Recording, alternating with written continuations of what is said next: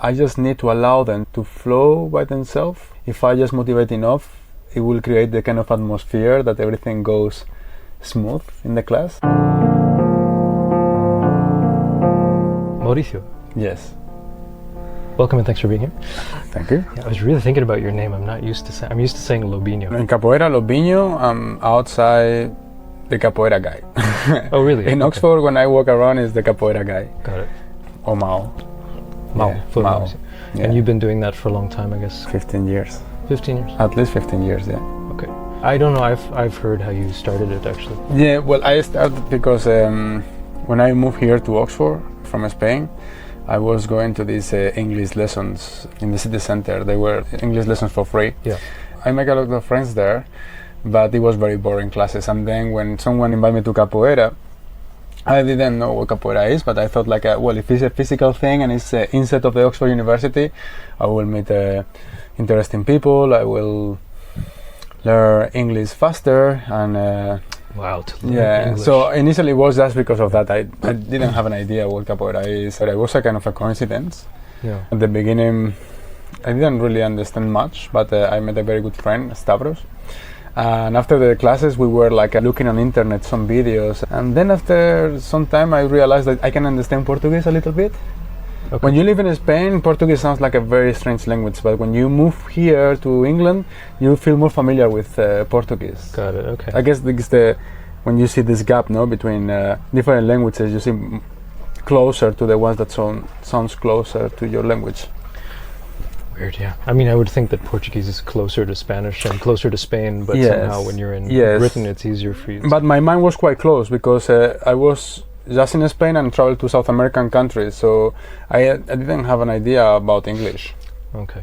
So just having Portuguese as a different language, the only one that I know, it sounds like different, like Russian, like a completely different. Yeah, it sounded like Russian to me also when I first heard it. Yeah, but I guess it's because the Portuguese from Brazil is easier to understand as well for us. Yeah. They speak a bit slower. So, okay, so you did that 15 years ago and now you're teaching capoeira actually. Yeah. I guess, are you like contramaster or just No, just Trenel. Trenel, okay. Yeah. But you're teaching in this group regularly, sometimes 4 days a week, sometimes twice a week, whatever. It's kind of a big part of your life here. Like, did you imagine that you would be teaching anything actually like this? Like, I mean, when I became an adult and I was working, I was doing a completely different thing. But it was always something related with interact with people. So at some point I was always a people's person. One of my first jobs was like an animator in websites, so you have to speak with a lot of people in chat, and then I was working as a teenager in a call center and then help desk in airlines. And then I was in a space controller, so it's always interaction with people, but never anything related with teaching. You never saw yourself as a teacher? No. Oh, okay. No. I think you teach really well, honestly, and something that it's just becoming more and more obvious to me, like the separation, the distinction between the one who has the knowledge and the one who knows how to transmit it, actually. It's actually not always the case that people who know things understand how to explain it well or to help people understand. And, I mean, I think you kind of have both. Like, you have your knowledge of what you're teaching. But it's something I've appreciated even last year when I came to like 2 of your classes just to visit. Like, I really perceive your kind of way to guide very gently and like find a way for everyone to come along with you. And it's what we were talking about, like I think it was Thursday last week, like you described wanting to teach as a way to make everybody better than you, or like to save them time. I think you use this kind of phrasing. It's like, okay, you spent all this time like figuring something out, and when you teach, it's not about I'm the teacher and I'm important. It's like you actually want to elevate them and even let them skip things that you have to skip. It's like, so how do you come to this idea of teaching when you never even saw yourself as a teacher actually? What makes you do it that way? Well, I think my mother, she told me that since I'm very young, I really enjoy like sitting and look at the adults talking. So just watching. Just watching, just sit in the corner and watching. It was better than television. So I think I was always quite interested about to understand different personalities, and I think it sometimes it helps me when you are teaching capoeira or you're responsible for a group. One of the things that you're looking at is what can I do to this person come back? Okay, yeah. How can I keep them? Yeah, but of course, I'm not a person that they will send message on internet saying like, "Hey, are you coming back? You disappear." I don't know. I feel a bit invasive sometimes, but maybe I'm wrong. You know, I really want to see if they come back because they really like how they feel in the class. So I think when I started teaching, I was always focusing in make something very simple, so everyone feels that they can do capoeira. So this is how I start teaching, just helping to the teacher to look after the beginners. So I repeat this beginners class so many times, but again each person is different, no? So I guess like I still keeping this kind of hobby since I'm a kid. I'm observe a lot what kind of person I have today, you know, who is in front of me. It's not oh, now I have to do this beginner stuff again. It's like, ooh, now I get to figure out how to. It's like a puzzle or something that's actually, it draws you into. Yeah, exactly. I mean, it's like, as you can see, I'm a quite enthusiastic person. So even if some people will say like, oh, look after beginners will be boring, but I find it very exciting, you know. But going back to the question, nowadays when I have a number of students that they come back and they feel part of the group, I know them a little bit and I know how I just need to allow them to flow by themselves, how each one, if I just motivate enough, it will create the kind of atmosphere that everything goes smooth in the class. I know which one is good doing one hand standing, or which one find it difficult, and it's a good day. Like on a personal, one person, you know each person. Yeah, and but you try to put it together. So. But because we know as a group, if you play the right notes, you know the energy start like a flowing nice, you know, because you know each one. If you know which one should try handstanding or which one will help you with the sequence this day, and people know what are the challenges and all these things, it creates kind of a nice atmosphere where everyone feels included. So I guess like just by knowing a little bit how to work with these energies, I don't really have to do everything. They have their own space in the class. You know what I mean? That's why when you have, for example, now like a more solid group, I find it much easier teaching because I have all this energy from my students that they are regular and I know them. But you've also helped make it happen because it was a goal. It's like your principle, actually. It's just to make people feel good so that they come back and that they want to do it again. And but also I can tell you something. When I go to the class, I'm really thinking what I'm going to teach or what I'm preparing. But when the classes start, and I think like a lot of people feel this thing, when the classes start and the music starts, you feel different. You feel the energy of what is happening around, or which movement you were thinking we're going to practice the sequence, but you see something or something happen that just drive you automatically. So part of me is this kind of skills, my social skills with people, but there is another one that is just come from my heart, you know, that I feel in that moment, and maybe I cannot really explain how it works, you know. It's just passion for capoeira. I love it. Yeah, I mean, it's something I think you can definitely feel it. Yeah, do you have any idea why it's important to save people the time so they don't have to do what you did? The reason I ask you about this is I find it rare that I hear this kind of phrasing in terms of why to teach, and actually something that I notice about myself that frustrates me when whether it's like somebody teaching music or movement or like an intellectual concept. It's like they're teaching it the way that they were taught. And it's sort of, I think that's maybe useful to like maybe respect your kind of origin, but at the same time it's not always like the best way to teach or the way that makes sense for the person you're teaching. And so to actually just think, hey, wait a minute, let's change that. Let's not make them go through 10 steps when they can just do 2 or 3 or 5. So I don't know. I just find it interesting that you It will make more sense if I explain you. One of the works I'm doing nowadays from the last 5-6 years is I'm working with people end of life.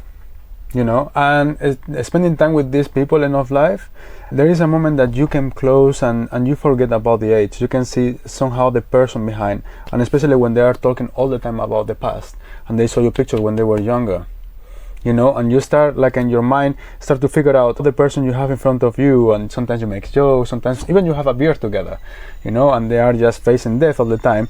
You feel like time is very short, and you can see in that period of time how fast they degrade and how much they would like to live. That then when I go to the class and I speak with my students, I have this experience as before, saying like, man, can you imagine, especially in Oxford, that people come from 1 year, 2 years and they go. It's no time to waste.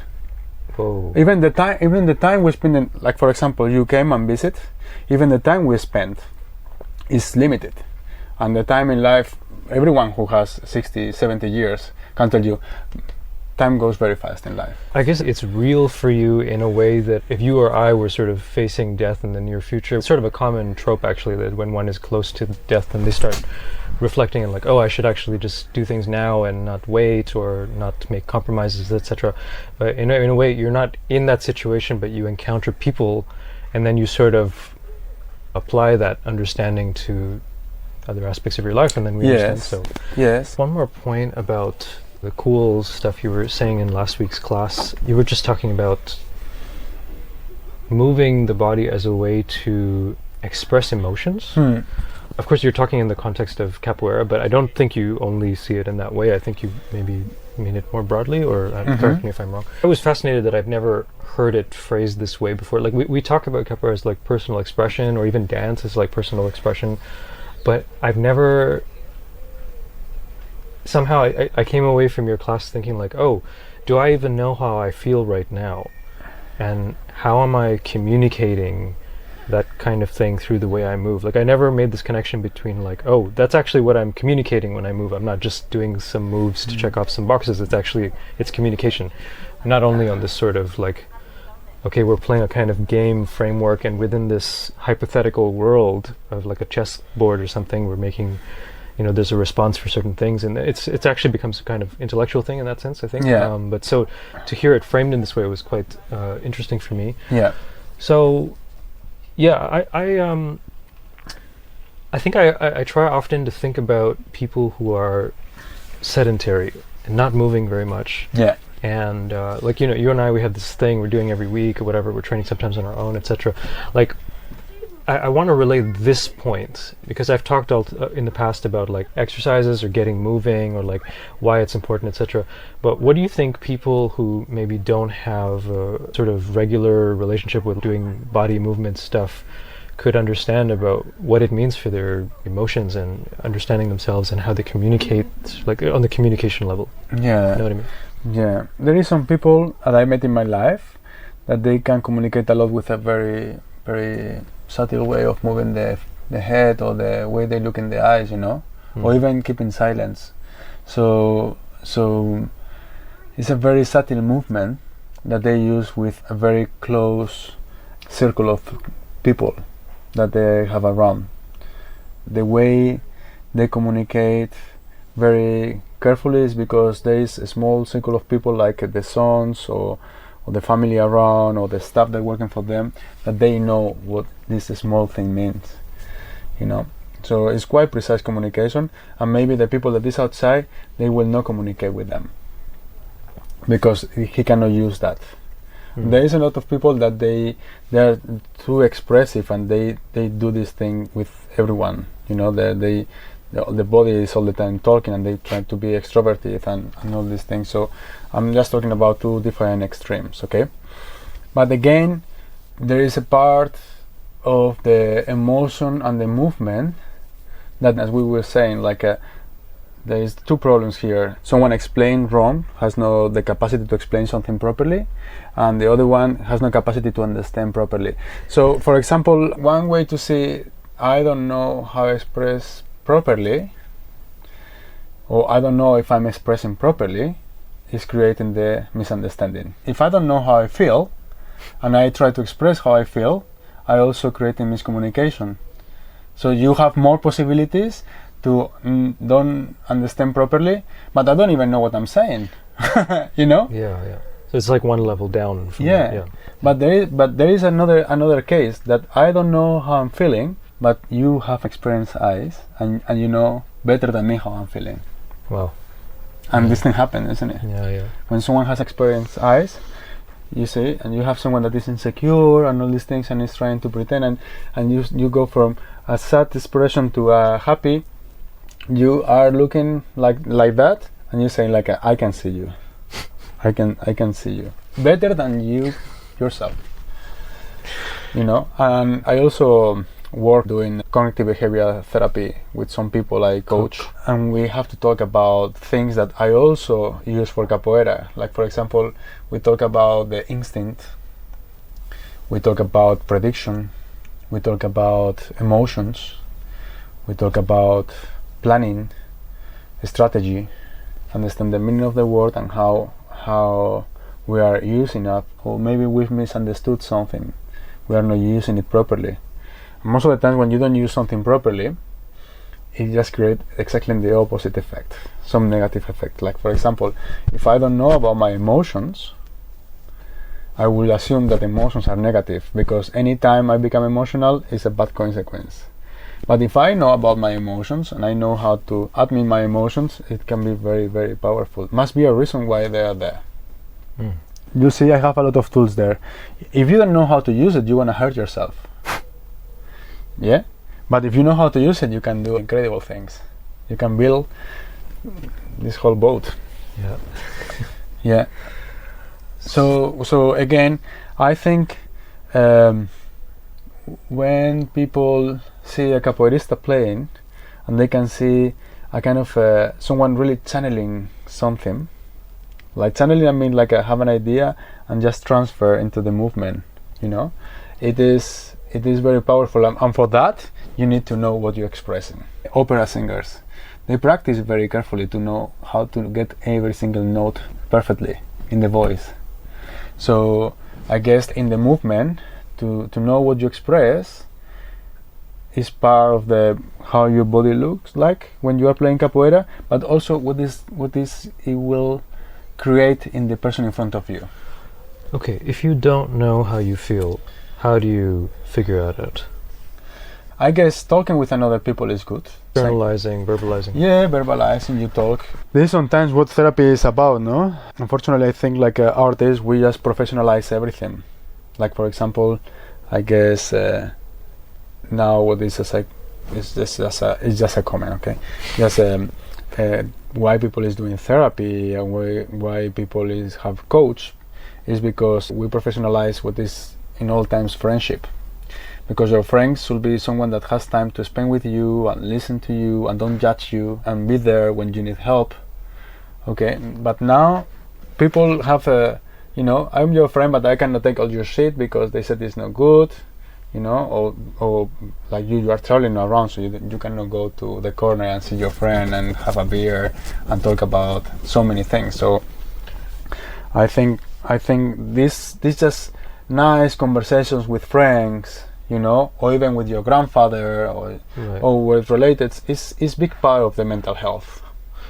Just so I understand your comment, I think you were trying to say that you have different outlets in your life, and you could talk to your friends, you could talk to this, and you were just trying to say that unfortunately today we try to professionalize things such that those are not really options anymore because people don't want to take other people's baggage, and so or don't have time, yeah, or we have more like complex about how I want my friends see me if I speak about certain things. Yeah, okay.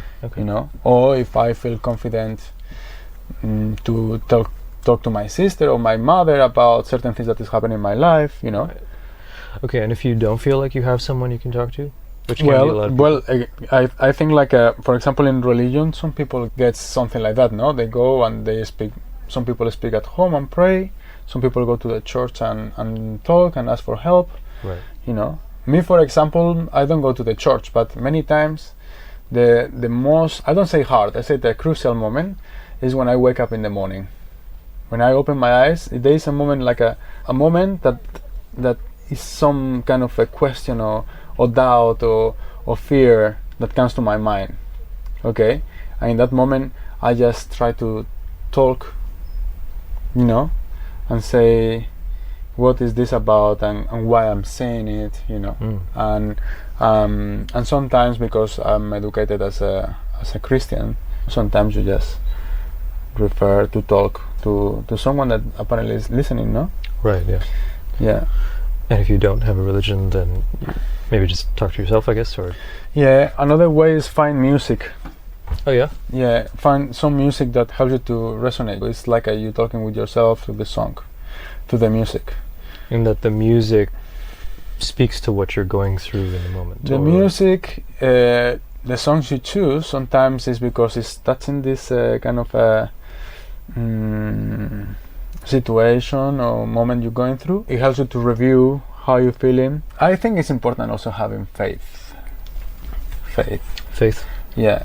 That, for example, you said, if there is no this person, just wait, this person will appear, you know? Oh, okay, yeah. Like trusting in your environment or your life for yourself. I'm just thinking that, for example, imagine you here in Oxford, you don't know anyone, something happened to you that you're feeling bad, and you have no one to talk with. Well, as far as you have faith in someone will come, you will keep walking. Of course, you cannot have faith and sit here, close the door, and someone will come. Hey, somebody's coming. We are busy. It's okay. I'll come in later, okay? Yeah. You were expecting someone? No. Oh. You just decide to come like that. It's important having faith. The faith is not just to wait to something happen. I think you should keep moving the best way. Keep moving. Like, for example, sometimes when I feel like I have to do something but I don't have help to do it, or sometimes when I want to improve in capoeira but I don't know how, the only thing I try to do is just keep moving. Keep moving. If it's just Jenga, it's just Jenga. If it's just cleaning the floor, but don't stop, you know? So stay connected with it somehow. Stay connected with somehow. Like, for example, the example we were talking about that before, you don't have anyone to talk, go for a walk. Just go for a walk, keep walking, and keep positive, keep smiling, keep looking, and someone will come and talk to you. I live like in this boat, I think like 7 years already. All the money I already will pay for rent. Yeah. I will pay the boat. Yeah. And when I sell the boat, I can recover my money. So it's a very good investment. Yeah. I'm having my own space. Look, I'm by the river. It's nice, you know. And this boat is not like a very small. You know, so I still have my own space. For example, I'm coming from Madrid. So Madrid's a big city. These kind of things you will never be able to do it. Never. Yeah.